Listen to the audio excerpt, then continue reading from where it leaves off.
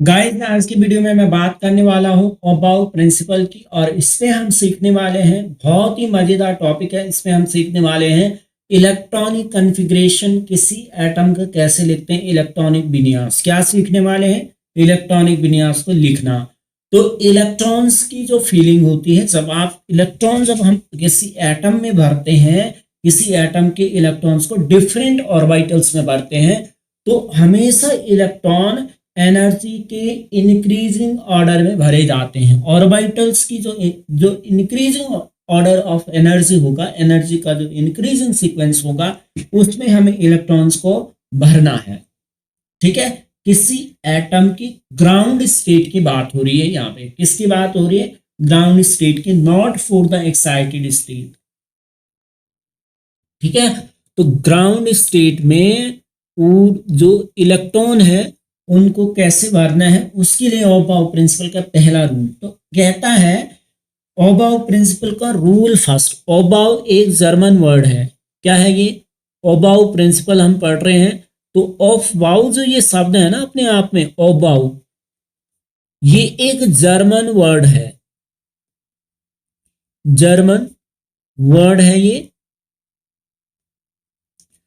जिसका मतलब होता है बिल्डिंग अप। क्या होता है भाई? Building up. इस प्रिंसिपल में हम क्या करने वाले हैं, कुछ रूल्स को सीखेंगे और उनमें से जो पहला रूल है वो इलेक्ट्रॉन की फीलिंग से रिगार्डिंग है। इलेक्ट्रॉन को कैसे फील करना है डिफरेंट एटॉमिक ऑर्बिटल्स में। तो फिर हम n+l रूल पढ़ेंगे इसमें। फिर किसी शेल में कितने इलेक्ट्रॉन्स आते हैं वो भी यहां से हम सीखेंगे। फिर बोलेंगे किसी सब शेल में कितने ऑर्बिटल्स होते हैं, ये भी बता सकते हैं। किसी सबशेल में कितने इलेक्ट्रॉन्स होते हैं, ये भी आप बता सकते हैं। किसी किसी शेल में कितने सबशेल होगी, ये भी यहां से पता चलता है। कहां से? ओबाउ के प्रिंसिपल से। ठीक है, तो पहले हम इसकी स्टेटमेंट पढ़ते हैं। पहले मैं स्टेटमेंट लिखता हूं इसके। स्टेटमेंट के अनुसार क्या है कि केवल ग्राउंड स्टेट की बात हो रही है, किसी एटम की ग्राउंड स्टेट में। तो इलेक्ट्रॉन्स हमेशा क्या करते हैं कि ऑर्बिटल्स की एनर्जी के इंक्रीजिंग ऑर्डर में लिखे जाते हैं, इंक्रीजिंग ऑर्डर में भरे जाते हैं। तो चलिए स्टेटमेंट देखते हैं। पहला रूल फर्स्ट, रूल फर्स्ट मैं इसमें लिखूंगा आपके पास। तो गाइस क्या होता है कि in the ground state, ground state of the atoms, the orbitals are filled, the orbitals are filled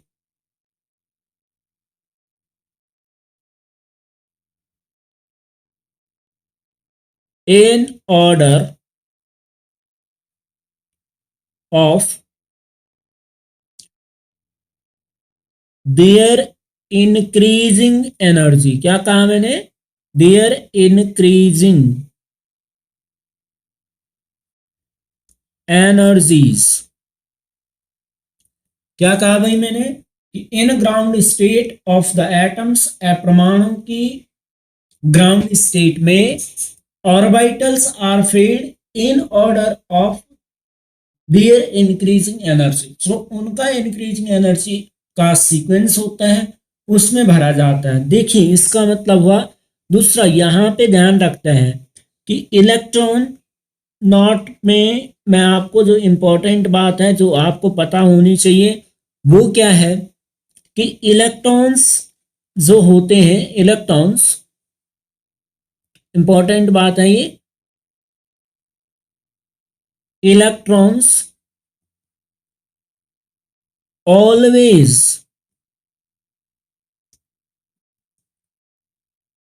prefer to enter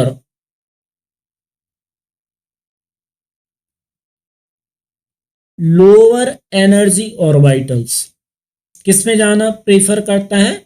lower energy orbital में।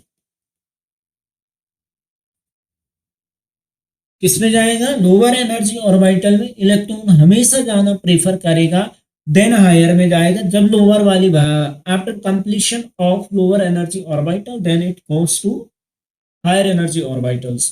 तो ये है। अब हमें ऑर्बिटल्स का रूल फर्स्ट देखना है कि ऑर्बिटल्स का इंक्रीजिंग ऑर्डर ऑफ एनर्जी आप कैसे निकालोगे। तो अभी हमें सीक्वेंस बताना है किस तरह से डिफरेंट ऑर्बिटल्स में एनर्जी डिफरेंट होती है, उस सीक्वेंस को जनरेट करना है।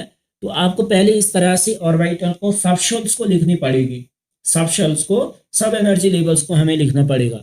जैसे क्या है 1s है, फिर क्या होता है 2s, फिर क्या है 2p होता है इसमें, फिर 3s होता है, 3p होता है, 3d होता है, फिर 4s होता है, 4p होता है, 4 में d भी होता है और 4f भी होता है।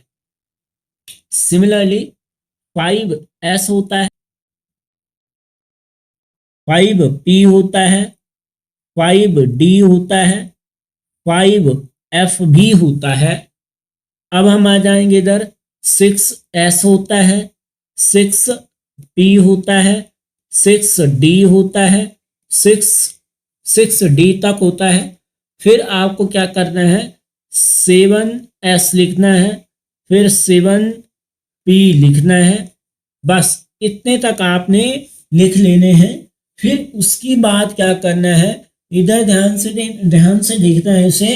पहले आपको इस पैटर्न में ऑर्बिटल्स को, पहले इस पैटर्न में सभी को लिखना होगा, ठीक है। इस पैटर्न में जैसे हम सब शेल्स को लिख देते हैं, उसके बाद हमें क्या करना है, इसको क्रॉस काटना है। कैसे करना है? क्रॉस करना है। क्रॉस कहाँ से करना है? 1s से स्टार्ट करना है, इस वे में 1s से स्टार्ट करना है और इसी तरह से इनको काटते जाना है। फिर 2s को करना है, पहले रखनी है लाइंस, फिर 2p और 3s को, फिर 4s और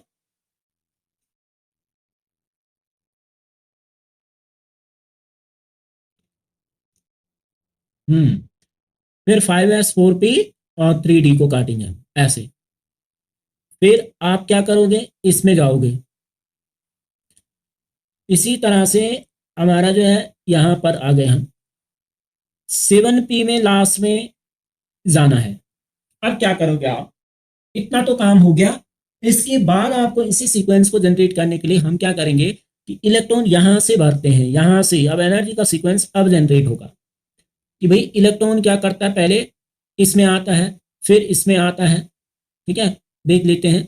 फिर इलेक्ट्रॉन इसमें आता है, फिर यहाँ से आगे जाता है, फिर इसमें आता है, फिर 2p के बाद 3s, 3s के बाद फिर 3p में, फिर 3p के बाद 4s में, फिर 4s के बाद 3d में जाता है, 3d के बाद यहाँ जाता है इलेक्ट्रॉन और यहाँ के बाद 4p के बाद 5s में जाएगा, फिर 5s से आगे जा करके सीधे 3d में जाएगा और 3d से 5p, 5p से 6s और 6s से आगे इलेक्ट्रॉन सीधे 4f में जाएगा और 4f से 5d, 5d से 6p, 6p से 7s, फिर यहाँ आएगा, फिर यहाँ आएगा, फिर यहाँ आएगा और लास्ट में इलेक्ट्रॉन जो है ना यहाँ आएगा। इस सीक्वेंस को हमें ध्यान रखना है। इस सीक्वेंस में हमारे इलेक्ट्रॉन फीलिंग होगी, इलेक्ट्रॉन फीलिंग इस सीक्वेंस में होगी। तो यहां से हमें क्या करना है, इलेक्ट्रॉन इस तरह से आएगा, फिर यहां से हमें क्या करना है, इसे वापस ले जाना है। कहाँ? इधर। फिर यहां से ये वापस जाएगा, वापस जाना है आपको इधर। तो ऐसे आपको सब में करना है।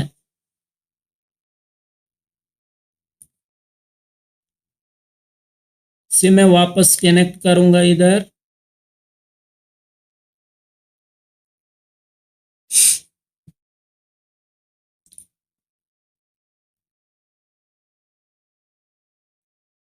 और यहां से हमें वापस जाना होगा ऊपर। हाँ, तो इस तरह से इलेक्ट्रॉन यहाँ की बाद आपको कहाँ भरना है इलेक्ट्रॉन को, ऊपर वाली ऑर्बिटल में, यहाँ।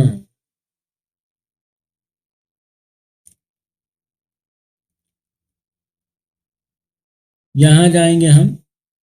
इसके बाद जो है आपको इलेक्ट्रॉन को किधर भरना है, इधर जाना है। तो इस तरह से हमारा ये ऑर्बिटल में इलेक्ट्रॉन को किस तरह से भरना है वो एनर्जी सीक्वेंस आपके पास आ चुका है।